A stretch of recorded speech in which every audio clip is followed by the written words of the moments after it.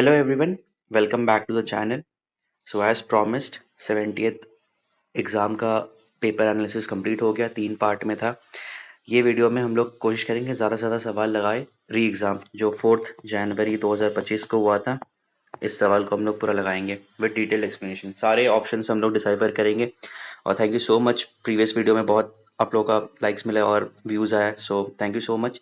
This video वैसे ही रहेगा, detail explanation of all the options रहेगा। So let's start. पहला सवाल पे आते हैं। The oldest civilisation in the world is what. ठीक है, अब देखो इसमें देखो पहला ऑप्शन है इजिप्शियन सिविलाइजेशन। इजिप्ट सिविलाइजेशन जो था वो कौन सी नदी के किनारे था?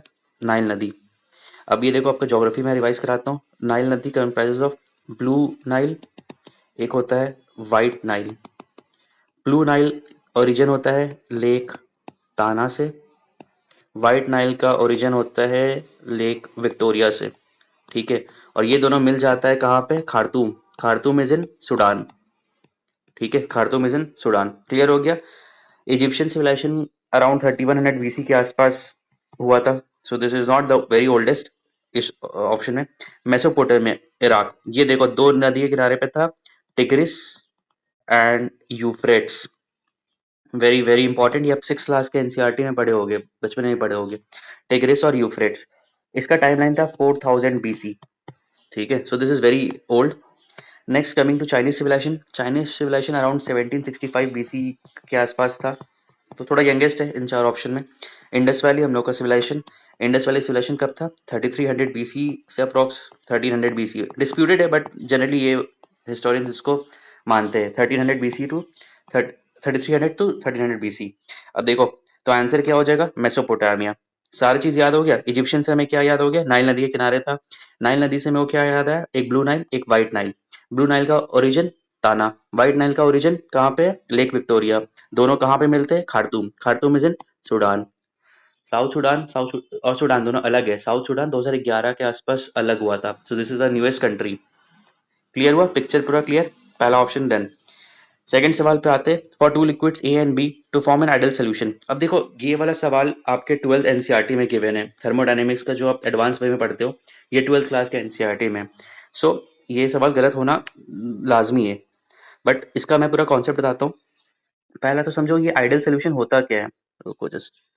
आइडियल सोल्यूशन ऐसा होता है ना, आइडियल सोल्यूशन वो होता है जो ओबे करता है राउल्ट्स लॉ को, ओबे करता है राउल्ट्स लॉ। अब आप बोलोगे राउल्ट्स लॉ होता क्या है? समझो, टेक एन एग्जांपल। दो मॉलिक्यूल है ए ए, दूसरा मॉलिक्यूल है बी बी, और एक मॉलिक्यूल है ए बी। अब आप मुझे बताओ, हाइपोथेटिकल सिचुएशन दे रहा हूँ। समझो ए, बी और बी दोनों सेम सिबलिंग्स हैं। दोनों के बीच ऑफ बॉन्ड अच्छा रहेगा। ए और बी समझ लो अलग अलग लोग हैं। एक हो गया सूडान का लोग है और एक है जापानीज। ज्यादा अच्छा बॉन्ड किस में रहेगा? ए में रहेगा या बी? ये दोनों सेम सिबलिंग है, एक ही घर के हैं, दोनों भाई बहन है। ज्यादा अच्छा बॉन्ड किस पे रहेगा? ए में, बी में। ए बी में नहीं होगा। सूडान का कल्चर अलग होता है, जापानीज कल्चर अलग होता है। बट आइडियल सोल्यूशन में क्या होता है ना, जो इस मॉलिक्यूलर फोर्स ऑफ अट्रैक्शन है ना, जो ए बी का है, सेम ए और बी का हो जाता है। नहीं समझ में आया? वापस बताता हूँ। जो A molecular force of attraction है, जो B molecular force of attraction है, सेम हो जाएगा जो A B molecular force of attraction है। अब देखो same molecular force of attraction हो गया। अब ये वाला समझो, मान लो इन लोग का वो हो गया, मतलब स्टार्टिंग में इन लोग वूइंग स्टेज में थे। ए लड़का है, बी लड़की है। सो इन लोग अब कमिटेड हो गए 3-4 साल रिलेशनशिप चल रहा है। एक टाइम पे रिलेशनशिप स्टेबिलिटी हो जाता है। अब you don't have to do much effort. अब this is sounding very wrong, you have to do efforts, but still एक टाइम के बाद एफर्ट्स थोड़ा आप कम भी कर सकते हो। सो इस टाइम पे there is no energy release, there is no energy absorbed. This is a situation of an ideal solution. Relation life का सब चीज ये आइडियल सोल्यूशन पे। Thermodynamics is based on the real life example. ठीक है, इस time पे आप आइडियल सोल्यूशन अटेन कर लियो। समझ रहे हो? जब intermolecular force of attraction same हो गया है, तब आप आइडियल सोल्यूशन अचीव कर लियो। अब देखो यहाँ पे क्या होगा, enthalpy of mixing should be zero, क्योंकि ना ही आप कुछ एनर्जी आपको एफर्ट्स देना पड़ रहा है, ना ही कुछ एनर्जी आपके यहाँ से निकल रहा है। समझ रहे हो? जो डेल्टा एच मिक्स होगा that will B zero, because nothing energy is loss ना, कोई एनर्जी लॉस नहीं हो रहा है। आपको किसी को ये नहीं करना है ना, परसुएट नहीं करना है। आप स्टेबिलिटी पा गए हो ना। Ideal solution is what, you have achieved your stability, क्या वैल्यू आप प्राप्त कर लियो। समझ रहे हो? That is ideal solution. So enthalpy of mixing should be 0। Clear हो गया? थर्मोडायनेमिक्स के बहुत इंपॉर्टेंट सवाल था, बहुत अच्छा सवाल था ये। तो पिक्चर क्लियर? थर्ड क्वेश्चन पे आते हैं। थर्ड क्वेश्चन इज रीजनिंग, ये आप कर लोगे। रीजनिंग का भी मैं वन शॉट ले आऊंगा, उसमें जितने भी पीवाईक्यू है पिछले 10 साल के वो सारा करा दूंगा। तो श्योर शॉट गारंटी 8+ अब हमारे मैथ्स और रीजनिंग में आ जाएगा। Moving on, fourth question. Under the government of India act 1935 who was the first elected chairman of Bihar legislative council? देखो फैक्ट है, रट लेना, राजीव रंजन सिन्हा। आयोग ने आंसर दिया है। Moving on, which pair of river cuts the Tropic of Cancer twice over Chota Nagpur पठार? ये वाला सवाल, अच्छा देखो, छोटा नागपुर पठार से मुझे क्या क्या याद आना चाहिए? छोटा नागपुर पठार ट्रॉपिक ऑफ कैंसर से पास करता है, रिच है मिनरल्स में, 40% ऑफ मिनरल्स झारखंड में पाए जाता है। ठीक है, अब देखो, which part of river cuts the Tropic of Cancer twice, ये सवाल डिलीट हुआ है, आयोग ने डिलीट किया है, बट ज्यादातर इसका ये है कि स्वर्णरेखा दामोदर, जो दोनों नदी है ना, वो ट्रॉपी ऑफ कैंसर को काटता है, स्वर्णरेखा और दामोदर।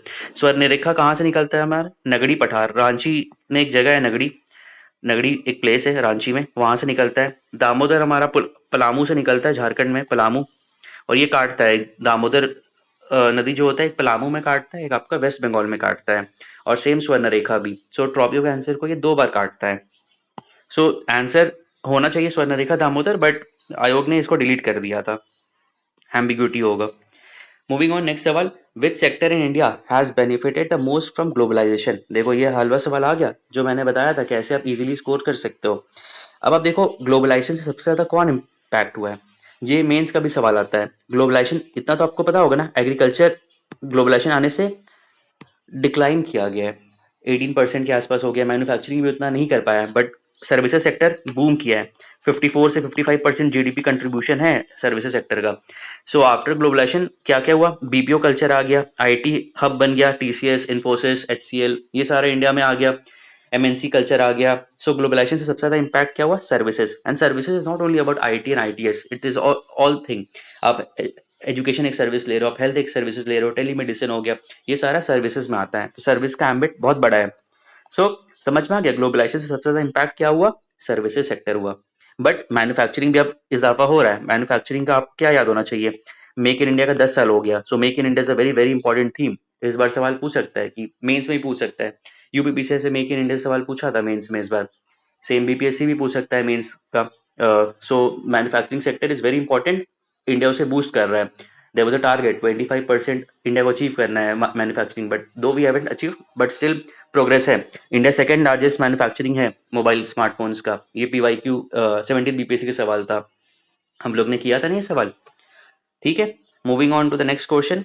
विच antigens are produce introduce in the body through vaccination? Antibodies are produce to fight off infection. अब देखो लॉजिक बहुत अच्छे से सुनो। वैक्सीन, वैक्सीन क्या करता है ना, एंटीजेंस इंट्रोड्यूस कर देता है हमारे बॉडी में। क्या कर देता है? वैक्सीन एंटीजेंस को इंट्रोड्यूस कर देता है। अब देखो, जो एंटीजेंस इंट्रोड्यूस हो रहा है ना, वो होता है वीकेंड पैथोजेंस होता है, वीकेंड पैथोजेंस, वीकेंड पैथोजेंस या फिर किल्ड पैथोजेंस होता है। अब ये हमारे बॉडी में इसलिए चला गया क्योंकि हमारा इम्यून सिस्टम को ये बता देगा कि जो भाई रियल पैथोजन आएगा ना, उसे कैसे फाइट करना है। जो रियल पैथोजन आएगा उसको तुमको कैसे फाइट करना है। वापस से देखो, वैक्सीन हमारे बॉडी में गया, क्या इंट्रोड्यूस किया? एंटीजेंस। एंटीजेंस कौन सा आएगा?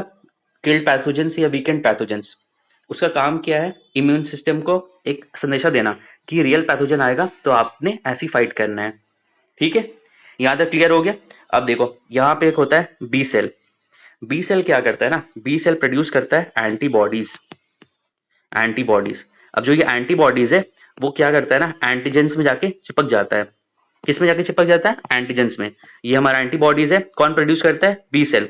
कहाँ पे चिपकता है? एंटीजेंस में। ये जाके चिपक जाता है, अब दोनों फाइट करता है, जो भी हमारा इन्फेक्शन आ रहा है उस चीज को फाइट करता है। So what will be the answer? जो हमारा वैक्सीन ले रहे, क्या आ रहा है? एंटीजेंस आ रहा है। बी सेल क्या प्रोड्यूस करता है? एंटीबॉडीज। एंटीबॉडीज कहाँ जाके चिपक जाता है? एंटीजेंस। Very good. और कौन निकालता है? B cell. Picture clear? This is about vaccination. Next सवाल पे आओ। The power of Supreme Court to decide disputes between centre and state falls under. ठीक है, power in decide centre and state. ठीक है, सेंटर और स्टेट। अब देखो यहाँ पे देखो, एक होता है original जुडिशन which comes under article 131। इसमें क्या कहता है, सेंटर स्टेट के बीच में कोई युद्ध हो रहा है, स्टेट स्टेट के बीच में कुछ हो रहा है, that falls under the gamut of original jurisdiction, OG. ठीक है, इसको ओजी कह सकते हो, सुप्रीम कोर्ट का ओजी पावर है। आर्टिकल 131 हमेशा याद रखना, आर्टिकल 131 ओरिजिनल जुडिशन। क्या क्या इसमें आएगा, सेंटर स्टेट का रिलेशन हो गया, स्टेट स्टेट का डिस्प्यूट हो गया, ये सारे ओरिजिनल जुडिशन का पार्ट है। अब आते हैं अपीलेट जुडिशन। इसमें 3 टाइप का होता है, आर्टिकल 132, आर्टिकल 133, आर्टिकल 134। 132 में कॉन्स्टिट्यूशनल मैटर पे अपीलेट जुडिशन लगा सकते हो, सिविल मैटर पे आप अपीलेट जुडिशन कर सकते हो। 134 हो गया क्रिमिनल, ये वेरी वेरी वेरी इंपॉर्टेंट है, स्टार मार्क कर लो। 132, 133, 134 constitutional, civil, criminal. Picture clear, constitutional, civil, criminal. अब आते हैं हमारा एडवाइजरी जुडिशन, आर्टिकल 143। ठीक है, एडवाइस, सुप्रीम कोर्ट प्रेसिडेंट को एडवाइस कर सकता है on matter of legal importance. ठीक है, और मुझे बताना article 142 is in news recently, क्यों आर्टिकल 142 न्यूज में है, ये मुझे कमेंट सेक्शन में बताना। पिक्चर क्लियर, ओजी का याद हो गया, आर्टिकल 131, ओजी का आर्टिकल 131। ठीक है, अपीलेट जुडिशन का article 132, 133, 134। Picture clear, advisory जुडिशन article 143। and you have to tell me what is article 142, why is it news. Moving on, next सवाल पे आओ, which newspaper wrote the following about the possible future also is and will lead to the good। देखो मैं अगर इसको exam में सोचता, आप मुझे बताओ, जितना भी पढ़े हो आप उसमें मुझे बताओ कि कौन सा ऐसा न्यूज़पेपर है जो आप पढ़े हो हिस्ट्री में। क्या आपने टाइम्स ऑफ इंडिया को पढ़ा है न्यूज़ कभी हिस्ट्री में? नहीं पढ़े हो ना, टाइम्स ऑफ इंडिया उतना हम लोग ने कभी पढ़ा ही नहीं है। अगर होता, अगर फ्रीडम में अगर इतना इन्वॉल्व होता तो स्पेक्ट्रम में दिया होता, लूसेंट में दिया होता, सो वो चीज दिया नहीं है। बट इंडियन मिरर आपने पढ़ा होगा, न्यूयॉर्क टाइम्स का क्या ही मतलब है, न्यूयॉर्क टाइम्स कोई मतलब नहीं है। इंडियन मिरर का देखो, पहला बात तो देखो देवेंद्रनाथ टैगोर जी ने इसका गठन किया था, इस न्यूज़पेपर का, देवेंद्रनाथ टैगोर 1860s के आसपास। ठीक है, तो ये इसका इंपॉर्टेंट है। So Indian Mirror Devendranath Tagore. अब डायरेक्ट सवाल पूछ देगा कि who has founded Indian Mirror, so answer is Devendranath Tagore. सही है, ये ला एलिमिनेट कर लोगे ना। एलिमिनेट करने पे यार ये याद किसी को रहता नहीं है, थोड़ा सा अटपटा सवाल था, पीवाईक्यू में भी ऐसा सवाल आया नहीं था, बट देवेंद्रनाथ टैगोर से सवाल आ चुका है। सो इंडियन मिरर जो है इससे सवाल आया, बट ये वाला जो पार्ट है अंदर का, ये चीज से सवाल नहीं आया था। मूविंग ऑन, इसको कर लोगे ट्राइंगल वाला। नेक्स्ट सवाल पे आओ, which state has a longest boundary with Madhya Pradesh. Mapping है, मैपिंग क्लियर करना, उत्तर प्रदेश। अच्छा मुझे बताओ, उत्तर प्रदेश में एक डिस्ट्रिक्ट है सोनभद्रा डिस्ट्रिक्ट, सोनभद्रा, ये 4 स्टेट से बॉर्डर टच करता है। कौन कौन वो 4 स्टेट है, कमेंट सेक्शन में बताना। Moving on, who led the Champaran Satyagraha in 1917, BPSC का पेट सवाल है, मेंस में 2 बार सवाल, 70 बीपीएससी मेंस में 2 सवाल आया था चंपारण सत्याग्रह से, तो ये तो गलत होना नहीं चाहिए। एमजी महात्मा गांधी जी। और चंपारण सत्याग्रह से मुझे क्या याद आना चाहिए, 3 कट्ठा प्रणाली याद आना चाहिए, राजकुंवर शुक्ला याद आना चाहिए, मुझे याद आना चाहिए चंपारण सत्याग्रह से एडवर्ड गेट याद आना चाहिए। एडवर्ड गेट अगर मुझे याद आ गए तो मुझे मौलाना मजरूल हक याद आना चाहिए, राजेंद्र प्रसाद याद आना चाहिए, ये सारे लोग मुझे चंपारण सत्याग्रह से याद आना चाहिए। ठीक है, रीजन याद है, रीजन क्या था, 3 कठिया प्रणाली क्या था, पिक्चर पूरा clear. Champaran Satyagraha is a very very important theme, Champaran Satyagraha से कोई अगर किताब लिखा गया है तो वो एक बार पढ़ लेना। ठीक है, लखनऊ सेशन याद आना चाहिए, लखनऊ सेशन में गए थे वो लोग, लखनऊ सेशन कहाँ पे हुआ था, गांधी ने फर्स्ट टाइम अपना पब्लिक अपीयरेंस कहाँ पे किया था, ये सारा चीज याद होना चाहिए, पिक्चर पूरा क्लियर होना चाहिए। ठीक है, moving on, Tropic of Cancer passes through which of the state. अब देखो इसका एक ट्रिक है, दो आप अपना भी ट्रिक लगा सकते हो, मैं ऐसे याद करता हूँ, ग्राम चंडीगढ़ जाट, चंडीगढ़ सीएच को मैं छत्तीसगढ़ लिखते हैं बट ऐसे पढ़ता हूँ मैं वो। ठीक है, ग्राम से आप याद कर लो गुजरात, जीजे, आर से राजस्थान, एम से एमपी एंड मिजोरम, जे से हमारा झारखंड, और बचा टी, ट्री से हमारा त्रिपुरा। ये है ट्रॉपिक ऑफ कैंसर जो पास करता है, तो ये तो कर ही लोगे सवाल। Moving on, who among the following is a recipient of Bharat Ratna for 2024। 25 का नहीं हुआ, 2024 is still very very important. अब देखो भारत रत्न में सारा करा देता हूँ। एक हमारे प्यारे एम एस स्वामीनाथन जी, एम एस स्वामीनाथन से सीधा याद आ जाना चाहिए green revolution, father of green revolution. Green revolution क्या था, HIV सीड, नॉर्मन बोरलो का नाम याद आना चाहिए। ठीक है, अब दूसरे हैं हमारे PV Narasimha Rao, PV Narasimha Rao, PV Narasimha Rao से क्या याद आना चाहिए? 1991 एलपीजी रिफॉर्म याद आना चाहिए, मनमोहन सिंह। ठीक है, तीसरे हैं हमारे चौधरी चरण सिंह। चौधरी चरण सिंह जी एग्रीकल्चर के लिए बहुत उन्होंने काम किया था। ठीक है, एक एयरपोर्ट है उनके नाम पे, कहाँ पे? अमौसी में है, लखनऊ में है, कानपुर में है, कहाँ पर है? ठीक है, एल के अडवाणी जी, एल के अडवाणी जी। फिर पांचवे हमारे सबसे इंपॉर्टेंट है कर्पूरी ठाकुर। अब इनके बारे में स्टार मार्क कर लो, जितना इंपॉर्टेंट फैक्ट इनके बारे में है, मतलब he deserve everything, unsung hero type के है। ठीक है, इनके बारे में देखो क्या क्या फैक्ट्स आपको याद होना चाहिए। कर्पूरी ठाकुर जी कहाँ के हैं? समस्तीपुर, समस्तीपुर, समस्तीपुर। ठीक है, कर्पूरी ठाकुर ही मेन जो थे 1970s के अराउंड, उन्होंने अल्कोहल को प्रोहिबिट करने का मुहिम उठाया था, या फिर उन्होंने कर भी दिया था अल्कोहल प्रोहिबिशन।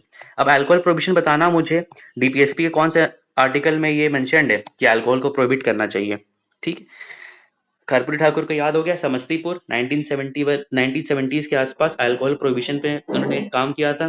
ठीक है, इसके अलावा जो 26% रिजर्वेशन है बैकवर्ड क्लासेस के लिए, एम्पैथेटिक थे बहुत, जो बैकवर्ड कम्युनिटी थे तो उनके लिए एम्पैथेटिक थे, तो उन्होंने 26% रिजर्वेशन लाया जो अभी तक चल रहा है। ठीक है, सो वो उनका देन था।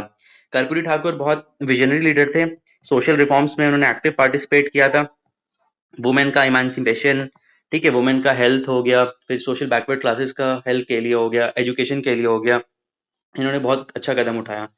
ठीक है, so he deserves all the respect. Moving on, next question पे आते हैं। हाँ अच्छा, कर्पूरी ठाकुर से आप ये भी कर लेना, वो मतलब एक लालू प्रसाद यादव जी हो गए, है ना, रामविलास पासवान हो गया, हो गए, इन लोग उनको एक गॉड फिगर की तरह देखते थे, या फिर उनके एक गॉड फादर थे पॉलिटिक्स में। ठीक है, so he was very very important leader of Bihar, Karpoori Thakur. ठीक है, एक सवाल फिक्स है यार, बनने वाला है कर्पूरी ठाकुर से 70th बीपीएससी में, आई डोंट नो कैसे मिस कर दिए, बट मेंस में भी मिस कर दिए, तो प्रीलिम्स बहुत हाई चांसेस है कर्पूरी ठाकुर के बारे में सवाल बन सकता है। नेक्स्ट सवाल पे आओ, one of the properties associated with X rays is that they can be deflected. तो ये बहुत सिंपल सवाल है, एक्सरेज में कोई चार्ज ही नहीं होता है। अब कोई चार्ज ही नहीं है तो वो डिफ्लेक्ट कैसे करेगा? ना वो इलेक्ट्रिक फील्ड को डिफ्लेक्ट कर सकता है, ना वो मैग्नेटिक फील्ड को डिफ्लेक्ट कर सकता है। देखो, डिफ्लेक्ट किससे होता है? इलेक्ट्रॉन से होता है, प्रोटॉन से होता है। क्यों? क्योंकि इन पे चार्ज प्रेजेंट है, जिस पे चार्ज प्रेजेंट होगा वो डिफ्लेक्ट करेगा। अब एक्सरे पे चार्ज ही नहीं है तो कैसे डिफ्लेक्ट करेगा? अच्छा, एक्सरे में एक्स का फुल फॉर्म मुझे बताना, और एक्सरे का खोज किसने किया था, और रोएंटजेन क्या होता है ये मुझे बताना। ठीक है, तीन चीज बता रहा हूँ। एक्सरे में एक्स का फुल फॉर्म क्या है? X stands for what, X ray का खोज किसने किया था, and what does Roentgen stands for. ठीक है, गामा एक्सरे से मुझे याद आना चाहिए इलेक्ट्रोमैग्नेटिक रेडिएशन में जितना भी ये gamma rays, X rays, ultraviolet ray, visible red, infrared, microwaves, radio waves. ठीक है, फ्रीक्वेंसी किसका सबसे अधिक होता है? पिछले वीडियो मैंने बताया था गामा रेज का।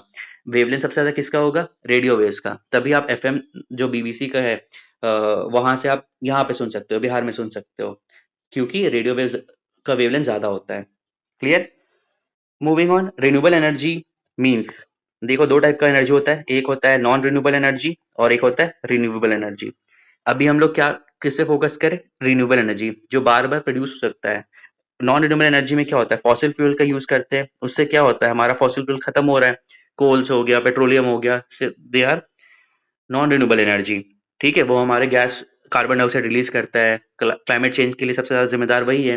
ठीक है, रिन्यूएबल एनर्जी कौन होते हैं? जो ये होते हैं एनर्जी को सेव करते हैं, जो क्लाइमेट को नुकसान नहीं पहुंचाते। सोलर एनर्जी, ठीक है, विंड हो गया। ठीक है, वन एंड दिस 1 और 4, ये वाला ऑप्शन 1 और 4। ठीक है, सोलर एनर्जी से मेरे को क्या क्या याद आना चाहिए?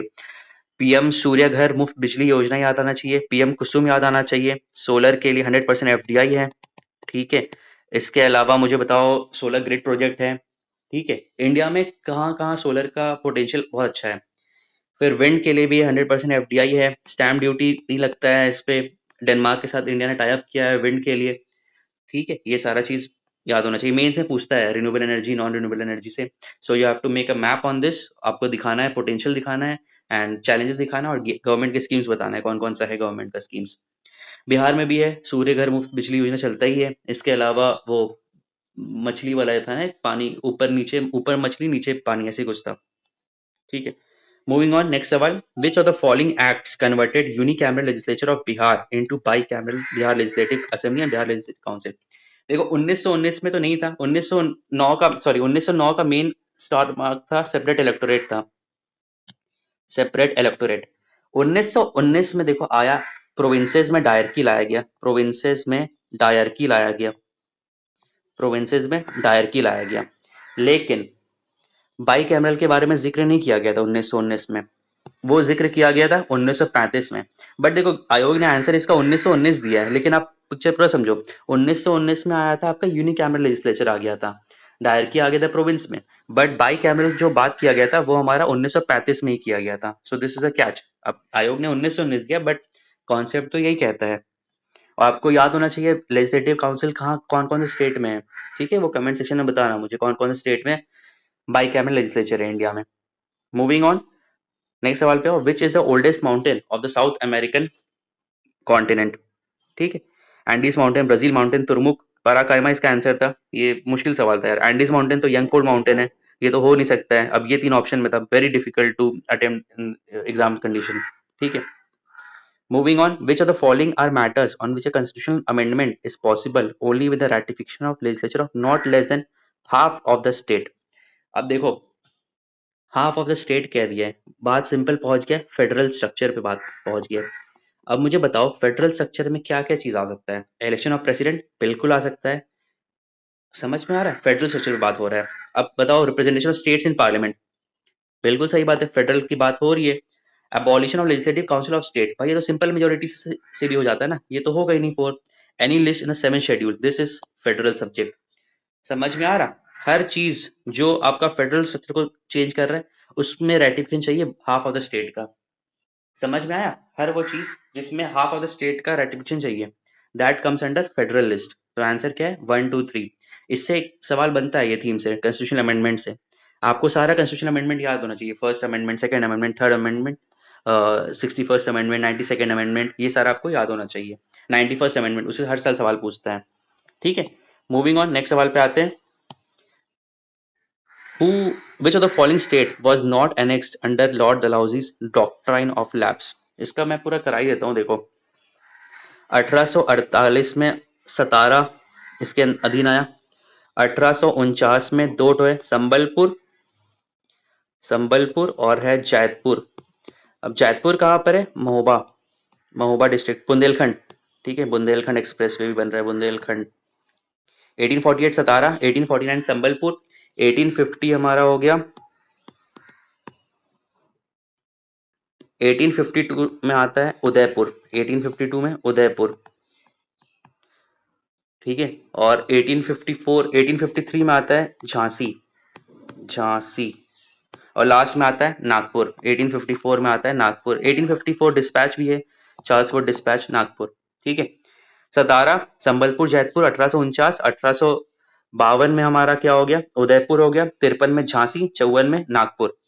पिक्चर क्लियर, कौन सा नहीं है, जयपुर, जैतपुर होता है ना, जयपुर तो नहीं है, जैतपुर हमारा कहाँ पे, महोबा डिस्ट्रिक्ट, यूपी में है, ठीक है। So Jaitpur is there but Jaipur is not there, so this is answer.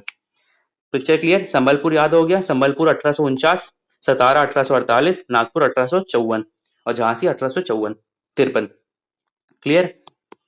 21 पे आओ, in which district of Bihar wheat crop production is maximum. अब वीट प्रोडक्शन कहाँ पे, रोहतास डिस्ट्रिक्ट में, रोहतास, कैमूर से लाइमस्टोन याद आना चाहिए, विंध्या का पठार याद आना, विंध्या विंध्या माउंटेन याद आना चाहिए, ठीक है। मुंगेर हिल्स कहाँ पे, साउथ हिल प्लेन्स कहाँ पे, खड़गपुर हिल्स कहाँ पे, फिजियोग्राफिक डिवीजन, पूरा चीजें एकदम क्लियर होना चाहिए। इस पे वैसे मैं वन शॉट ले आऊंगा, ठीक है, बिहार स्पेशल का जो ज्योग्राफी है, फिजियोग्राफिक डिवीजन है, वो अच्छे से माइंड मैप से पढ़ा दूंगा। नेक्स्ट सवाल, इसमें मैं वही बता रहा था, इस टाइप के सवाल में आंसर आयोग आपको दे देता है, एग्जामिनर आपको एकदम मुंह सामने आपको दे दिया है, आप बस टिक करना है। Which field is most popular, अब देखो सॉकर भी दे दिया है, फुटबॉल भी दे दिया, इतना हाईलाइट कर दिया भाई, यही आंसर होगा, इसके अलावा कुछ आंसर हो ही नहीं सकता है। Moving on, in 1901 who has published the book poverty and un British rule in India. अब देखो यहाँ से मैं आपको पूरा बताता हूँ, एक किताब है a nation in the making, very very important किताब, टाइम मिलेगा आपको बीपीएससी प्रिपरेशन के अलावा, सो आप ये किताब पढ़ना, सूर्यनाथ बैनर्जी। ये बहुत अच्छा किताब है, इसमें उन्होंने पूरा दिखाया है कि स्वदेशी मूवमेंट में कैसे इंडिया ने पार्टिसिपेट किया, आईएनसी कैसे गठन हुआ, कैसे मॉडरेट्स और एक्सट्रीमिस्ट के बीच में लड़ाई हुआ, कैसे रिजॉल्व हुआ, कैसे आगे इन लोग लेके चल रहे थे कि हमारा इंडिया आजाद हो पाए। तो ये बहुत बहुत अच्छा किताब है, ठीक है, a nation in the making. अब याद रहेगा Surendranath Banerjee, a nation in the making.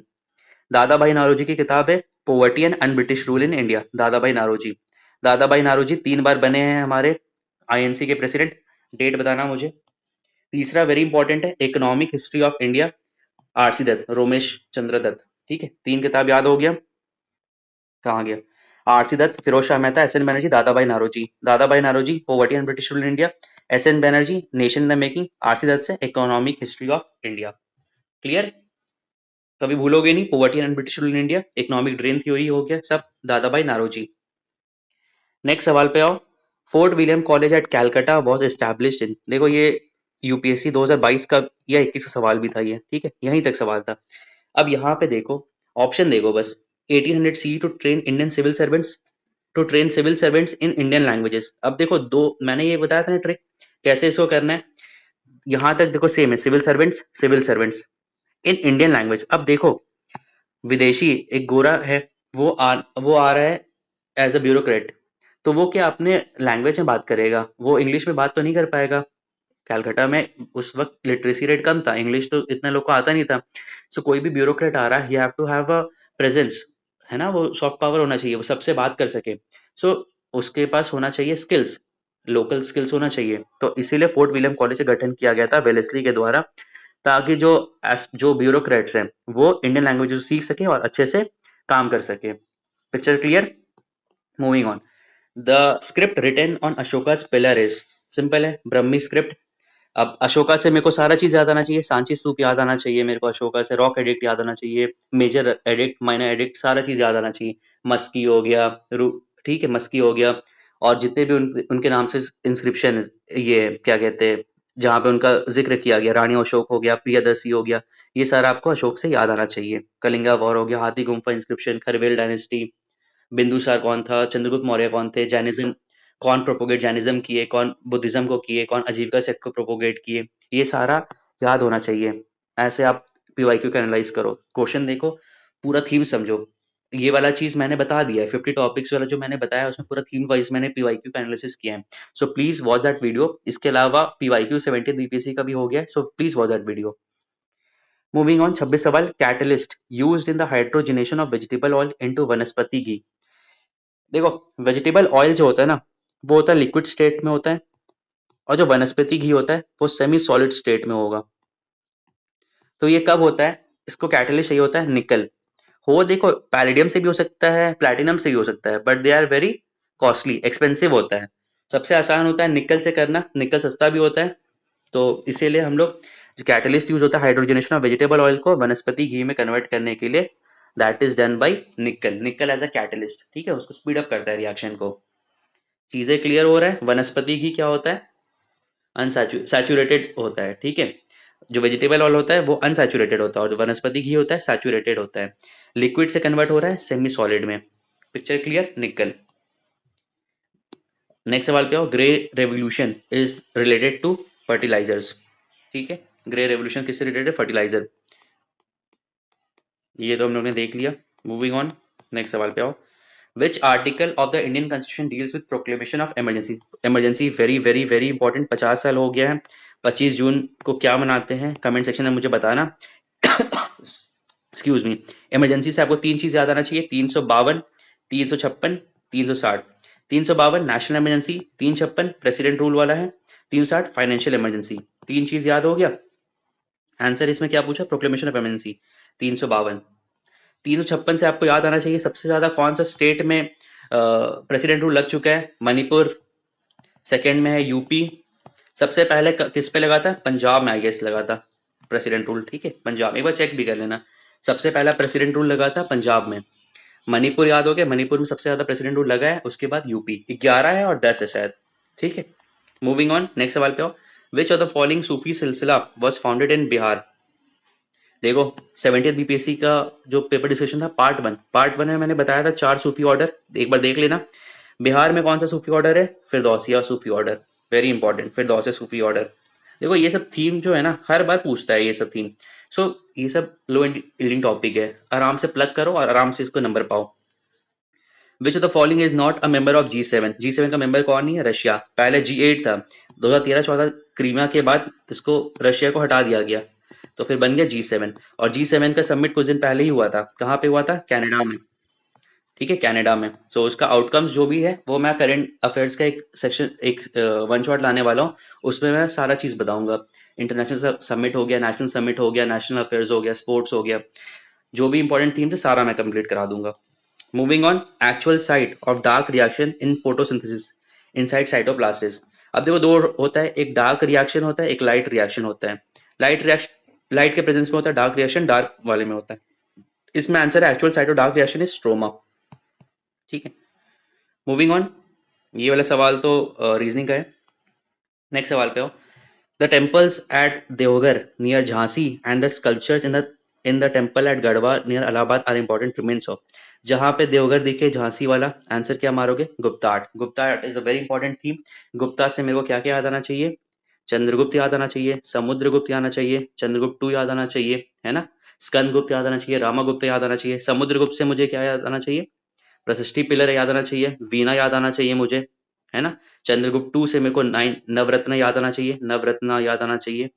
ठीक है, कालिदास याद आना चाहिए। ये सब गुप्ता आर्ट से है। गुप्ता आर्ट क्यों गोल्डन एज था? लिटरेचर के लिए था फेमस, आर्किटेक्चर के लिए था, ठीक है, फिर पॉलिटिकल एक्सपेंशन के लिए था, लिटरेचर के लिए था, ठीक है, और रॉयल वो क्या कहते हैं, नेवल सुप्रीमेसी भी था गुप्ता का। ठीक है, पैट्रोनेज मिलता था बहुत लोगों को। So Gupta is a very important team. Maurya से तो आपको याद ही होगा पूरा। राष्ट्रकूटा कहाँ पे, राष्ट्रकूटा का फाउंडर कौन है बताना। Moving on, Bihar produces 71% of India's annual production of which of this? Simple answer है लीची। रीजन पता है, मुजफ्फरपुर वाले एरिया में। In which city was a G20 summit held in India? New Delhi, Vasudhaiva Kutumbakam, Vasudhaiva Kutumbakam. ठीक है, ये आप मेंस में बहुत बार यूज भी करते होगे, जब कंक्लूजन लिखते हो तो वासुदेव कुटुंबकम को मेंशन करते हो, अगर आईआर वगैरह का सवाल सॉल्व करते हो तो। ठीक है, नेक्स्ट सवाल पे आओ। There is no atmosphere on the surface of moon because. अब देखो यहाँ पे कॉन्सेप्ट थोड़ा सा ट्रिकी हो जा रहा है। सीन क्या है? कह रहा है कि मून में कोई एटमॉस्फेयर क्यों नहीं होता है। अब देखो इसमें दो तीन चीज सीखो, सीखने का है। पहला सीखो एस्केप वेलोसिटी आखिर होता क्या है। एस्केप वेलोसिटी होता है ना, मिनिमम स्पीड जो हम देते हैं ताकि एक जो अ, कोई एयर मॉलिक्यूल है वो अपने सेलेस्टियल ऑब्जेक्ट है उसके force of gravitation, force of attraction से बाहर निकल जाएगा। ग्रेविटेशन फोर्स ऑफ अट्रैक्शन से। आज समझो ये क्लास है, ठीक है, आप हो यहाँ, आपका दोस्त बैठा है। आपके दोस्त ने आपको ऐसे धक्का दिया कि आप इस रूम से बाहर निकल गए, आप इस रूम के ग्रेविटी से बाहर निकल गए। That is escape velocity. समझ में आया? एक मिनिमम स्पीड जो आप दोगे कि आप अपने जो सेलेस्टियल ऑब्जेक्ट है उसके ग्रेविटेशन फोर्स ऑफ अट्रैक्शन से बाहर निकल जाओगे, दैट इज एस्केप वेलोसिटी। अब देखो मून में ये मसला है ना, एस्केप वेलोसिटी एक तो मून का कम होता है, अर्थ का 11.2 किलोमीटर पर सेकेंड है। एक सेकेंड में 11.2 किलोमीटर, समझ लो। मून में अप्रोक्स 2.4 किलोमीटर पर सेकेंड है, कम है इसका। और आरएमएस वेलोसिटी ज्यादा है। RMS velocity root mean square velocity, that is कम as compare to escape velocity.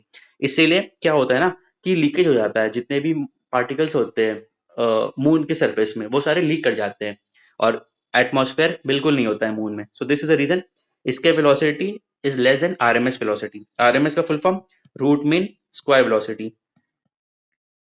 Picture clear क्यों होते हैं? डायरेक्ट आंसर देना, एस्केप वेलोसिटी कम है। अर्थ का एस्केप वेलोसिटी 11.2, मून का 2.4। Picture clear? साइंस का सवाल यार अच्छा सवाल था। सो अगर 11-12 जिसने 4-5 सवाल है 11-12 के, बाकी तो आप 9-10 वाले से भी कर लोगे। ठीक है, सो अब ऐसा नहीं है कि आप 11-12 के एनसीईआरटी पढ़ने बैठ जाना, ठीक है, वो वर्थ इट नहीं है। अगर आपके पास टाइम है, आपने सिलेबस पूरा कंप्लीट कर लिया, तब कर सकते हो, बट अभी वर्थ इट नहीं है, क्योंकि सवाल देखो कुछ भी पूछ सकते हैं। और अगर आप कॉमर्स बैकग्राउंड के हो, आर्ट्स बैकग्राउंड के हो, तो कवर करना आरओआई अच्छा नहीं है इसका। Who was the founder of Maurya empire? यार ये तो बच्चों वाला सवाल है। नेक्स्ट सवाल पे आओ। Which country hosted the 2023 world economic forum? Switzerland, Davos में होता ही है हर साल। नेक्स्ट सवाल पे आओ। Which of the following vitamin are water soluble? Water soluble का यार हमने बचपन में ट्रिक याद किया था, डब्ल्यूबीसी।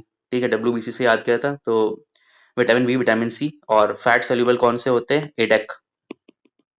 ठीक है, तो इसमें वाटर सोल्यूबल पूछ रहा है ना, तो बीसी तो दिया ही नहीं है, सॉरी, विटामिन बी और विटामिन सी नहीं दिया है, vitamin B, vitamin C.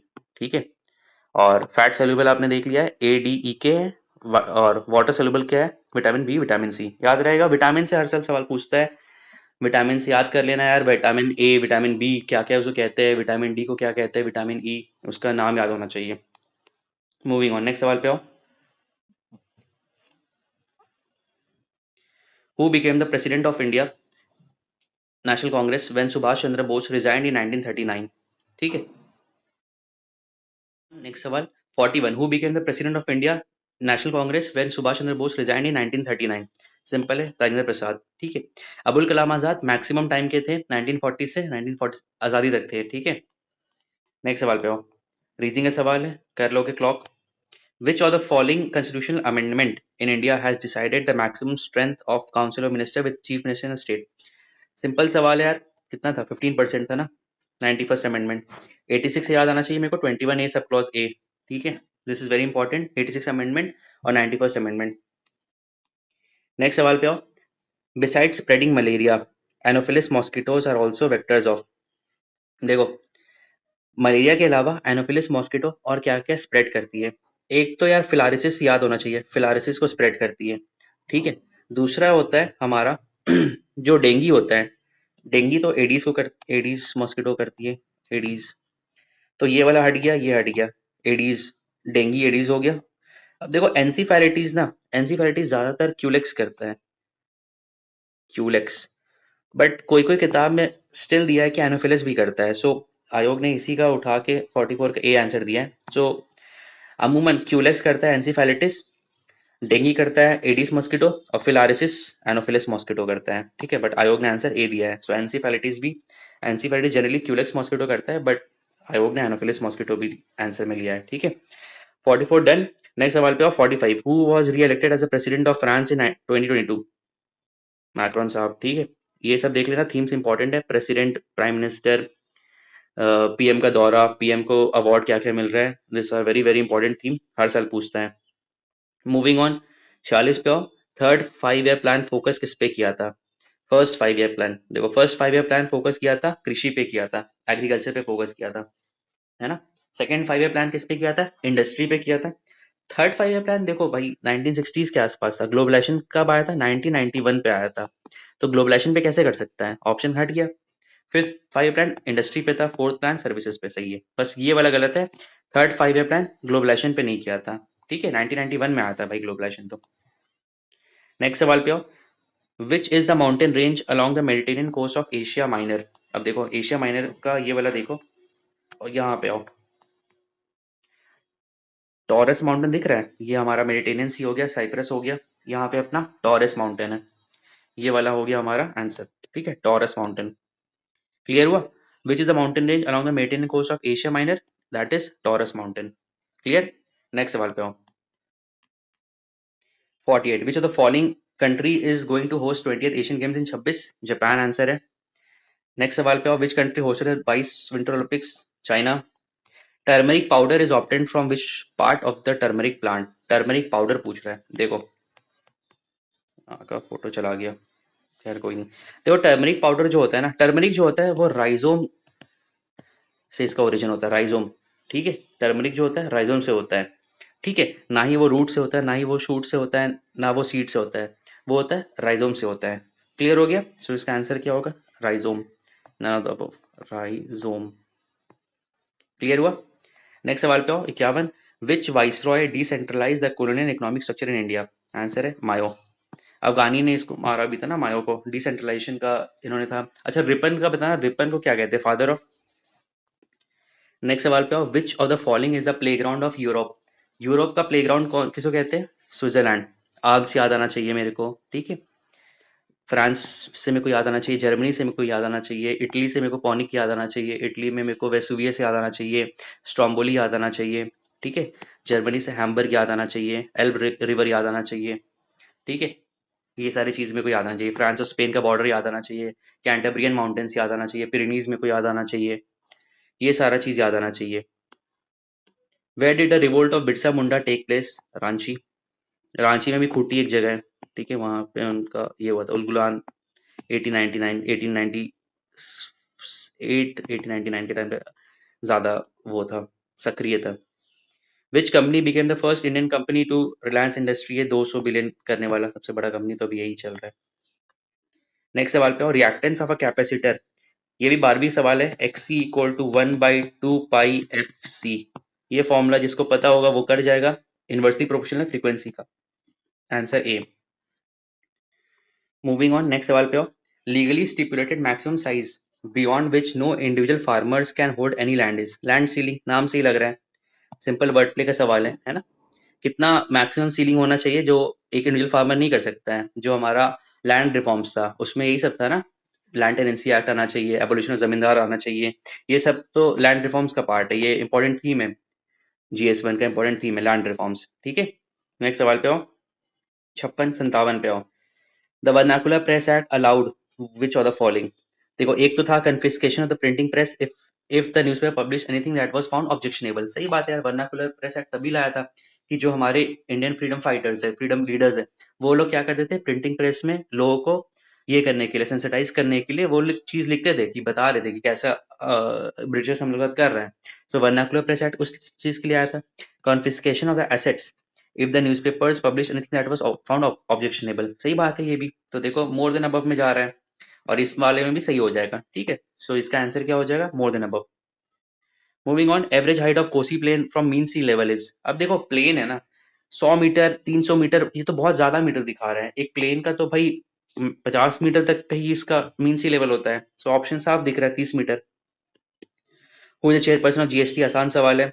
When was the Bihar state form, देखो 1911-24 में अनाउंस हुआ था, बन के कब आया था, 1912 में आया था, तो इसका आंसर हो जाएगा none of the above. Moving on, sour taste of vinegar is due to acetic acid, acetic acid का फॉर्मूला बताना। अच्छा, जो ये काटता है, एंड काटता है, उससे कौन सा एसिड निकलता है, मिथेनोइक एसिड। साइट्रिक एसिड हो गया किसमें, जितना भी साइट्रिक फ्रूट्स है, ठीक है, साइट्रिक फ्रूट्स हो गया। टार्टरिक एसिड टर्मरिक, हाँ टैमरिन से होता, सॉरी टैमरिन। अच्छा, उस वाले ऊपर वाले सवाल में टर्मरिक था, तो टर्मरिक बोर्ड कहाँ पे बना है इंडिया में, वो मुझे बताना, टर्मरिक बोर्ड कहाँ पर है इंडिया में। टैमरिन से याद आ गया मेरे को टार्टरिक एसिड, लैक्टिक एसिड से मेरे को याद आना चाहिए मिल्क हो गया, मिल्क प्रोडक्ट हो गया। अभी वो चलता है ना यार, वो ट्रेंड की यार, लैक्टोज इंटॉलरेंट है, जितने भी एथलीट्स होते हैं या फिर जो सेलिब्रिटी होते हैं वो लोग यही बोलते हैं लैक्टोज इंटॉलरेंट है हम। तो ये सब सोच ले यार अमीरों के। नेक्स्ट सवाल पे आओ। ड्यूरिंग द दिल्ली सल्तनत द डेसिग्नेशन ऑफ मुकद्दम्स और चौधरी वॉज, विलेज हेडमैन थे, यूपीएससी पीवाई को सवाल है। मुकद्दम्स और चौधरी कौन थे, विलेज हेडमैन। नेक्स्ट सवाल पे आओ, who won the Nobel Peace Prize in 2023, उस वक्त नरगिस मोहम्मद थी। आप कमेंट सेक्शन में बताना 2024 में किसको नोबेल पीस प्राइज मिला था। नेक्स्ट सवाल पे आओ, तारुकी फिरोज शाही, ये सब किताब देखो, इस किताब का मैं सारा आपको कंपाइलेशन ले आऊंगा, कौन कौन सा किताब किसने क्या लिखा है, इसका एक कंपाइलेशन ले आऊंगा। ठीक है, नेक्स्ट सवाल पे आओ, choose the odd pair among the following option. Thar India में है, सहारा अफ्रीका में, कालाहारी कहाँ पे है, कालाहारी वो बोट्सवाना नामीबिया वाले एरिया में, ठीक है, बोट्सवाना नामीबिया साउथ अफ्रीका वाले एरिया में, ठीक है, अफ्रीका वाले एरिया में कालाहारी डेजर्ट है। ठीक है, गोबी मंगोलिया सही है, मंगोलिया से चेंगिस खान याद आना चाहिए। Mongolia sandwich between Russia and China, ठीक है, मंगोलिया। नेक्स्ट सवाल पे आओ, how is hydrogen stored physically, hydrogen को हम कैसे फिजिकली स्टोर करते हैं, क्या करते हैं हम उसको कंप्रेस कर देते हैं बाई कंप्रेसिंग हाइड्रोजन गैस। ठीक है, नेक्स्ट सवाल पे आओ, which portfolio did Rajendra Prasad hold during the interim government of 1946, कौन सा पोर्टफोलियो उन्होंने होल्ड किया था राजेंद्र प्रसाद जी ने, that was food and agriculture. ठीक है, राजेंद्र प्रसाद जी से सारा चीज याद आना चाहिए, सारे फैक्ट्स याद आना चाहिए राजेंद्र प्रसाद से। ठीक है, फूड एंड एग्रीकल्चर याद होना चाहिए, डिफेंस से कौन थे, होम से कौन थे, आपको जो अंतरिम गवर्नमेंट 1946 में बना था उससे आपको सारा चीज याद होना चाहिए, कंस्टिट्यूएंट असेंबली से आपको चीजें याद आना चाहिए। ठीक है, कितना दिन लगा बनने में, ये सब सवाल पूछता है। 1940 से 1947 is very very important. Cabinet mission से सवाल पूछता है, रॉयल नेवल म्यूटिनी से सवाल पूछता है, क्विट इंडिया मूवमेंट से सवाल आता है, Cripps mission, August offer. 1940 to 47 is very very dynamic theme, उस थीम पे हमेशा सवाल पूछता है, सो उसको अच्छे से करके जाना। Moving on, which is oil refinery having maximum capacity, यार इसका कोयली आंसर दिया है, नो आइडिया। नेक्स्ट सवाल पे आओ, what is the system of governance in Panchayati Raj, देखो जो 70th बीपीसी था पंचायती राज से सवाल आया था। Panchayati Raj is a very important theme, दो सवाल इससे बनता ही है। पंचायती राज से मेरे को सारा चीज याद आना चाहिए, 243G क्या है, ग्राम सभा क्या है, 243I फाइनेंस क्या है, 243J ऑडिट, ऑडिट क्या है, 243K इलेक्शन याद आना चाहिए मेरे को, सारा चीज याद आना चाहिए। 73rd बोलूं, सारा चीज याद आना चाहिए। 73rd से मेरे को क्या याद आना चाहिए, 11 शेड्यूल। ठीक है, पंचायत से मेरे को 11 शेड्यूल याद आना चाहिए। म्यूनसिपैलिटी से पार्ट 12 याद आना चाहिए, सेक्शन 12 याद आना चाहिए। ठीक है, सो देखो पंचायती राज सेटअप में क्या था, 3 टियर स्ट्रक्चर था, at local self government, at village level, at block level and at district level. Picture clear? Moving on to the next question. The blood group of an individual is determined by RH factor. Simple सवाल है, RH factor से determine होता है। पिछले video में मैंने पूरा RBC, WBC, platelets के बारे में सारा अच्छे से बता दिया है। हेमोग्लोबिन क्या होता है ये भी बता दिया हूँ। WBC, RBC, एनीमिया से रोग, कौन सा रोग होता है, ल्यूकेमिया किसके कारण होता है, इसका आंसर क्या है, RH फैक्टर। नेक्स्ट सवाल पे आओ। In the 33 Olympics which game is not included, cricket is not included. Which is the Scotland of north east, Meghalaya. Meghalaya से गारो खासी जयंती हिल्स याद आना चाहिए, चेरापूंजी याद आ जाना चाहिए। अरुणाचल प्रदेश से मेरे को उसका कैपिटल याद आना चाहिए। असम से सारा चीज ब्रह्मपुत्र रिवर याद आना चाहिए। ठीक। Which of the following constitution contains anti defection law, 52nd amendment, 10th schedule. ठीक है, एंटी डिफेक्शन। नेक्स्ट सवाल पे आओ। Name the name of first 3D printed humanoid robot, Manav. Next सवाल पे आओ। Under which article of the Indian constitution the annual financial statement is necessary to be laid before 112 article. ठीक है, picture clear? तो 75 question हम लोग discuss कर लिए। नेक्स्ट पार्ट आएगा, नेक्स्ट 75 क्वेश्चन। सो बहुत ही डिटेल्ड एनालिसिस चल रहा है। Please like, share and subscribe करिए। और नेक्स्ट वीडियो में मैं 73 एग्जाम का नेक्स्ट पार्ट ले आऊंगा। इसके अलावा आप प्लेलिस्ट में देखना, एक प्लेलिस्ट बन गया है PYQ का, उसमें 70th जो 13 दिसंबर को हुआ था उसका 3 पार्ट है। बहुत ही डिटेल्ड एक्सप्लेनेशन है गाइस, उसको बिंज वॉच करो, आराम से 2x पे देखो उसको। आपका श्योर शॉट है, आपका उसमें जो अभी आप एग्जाम देने जाओगे तो आपका रिवाइज हो जाएगा सारा चीज। और 75 BPSC में जो हमारा target 100+, that can be easily achieved by seeing those videos. इसके अलावा NCERT अच्छे से पढ़ो, रिवाइज करो। करंट अफेयर्स का दिक्कत नहीं है, करंट अफेयर्स का मैं वन शॉट सीरीज लाने वाला हूँ, so that will be gated. So this are the deliverables that I am delivering, that all free of cost. आपको क्या करना है, अच्छे से बिंज वॉच करना है और रिवाइज करना है। Multiple revision is the key to crack this prelims examination. So that's all guys, मिलते हैं नेक्स्ट वीडियो में। तब तक take care and do whatever you want to do. तब तक के लिए मिलते हैं नेक्स्ट वीडियो में। Thank you so much.